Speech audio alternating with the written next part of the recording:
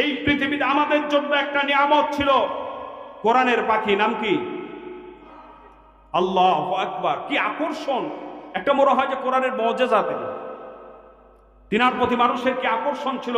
তিনার প্রত্যেকটি মাহফিল ছিল এক একটা ইতিহাস। কথা বলেন ঠিক কিনা? প্রত্যেকটি মাহফিল ছিল এক একটা ইতিহাস।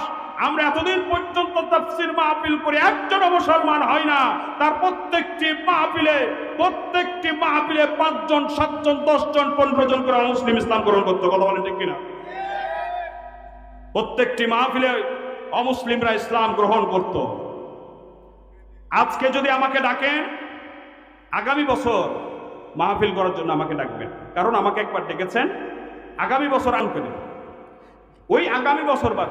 আজকে আমাকে নিয়েছেন, কালকে আরেকজন বক্তা আছে, ঠিক কিনা? আমি যদি আগামীকালকে আবার আসি, এ লোকগুলি অর্ধেক কমে যাবে।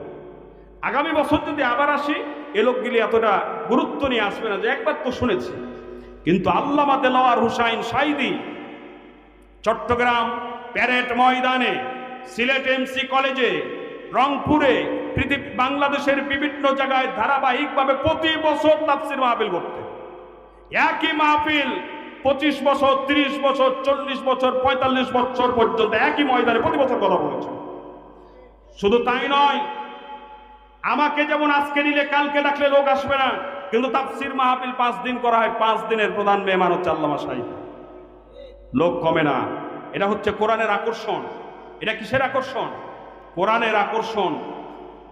আল্লাহ পাক তাকে মুজিজা, আল্লাহ পাক তাকে একটা জ্ঞান দান করেছিলেন। তিনি এত সুন্দরভাবে মধুর কণ্ঠে কোরআনুল কারীমের তাফসীর করতেন।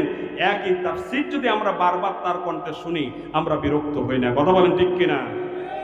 তার আলোচনার ভিতরে কোনো কেচ্ছা কাহিনী ছিল না।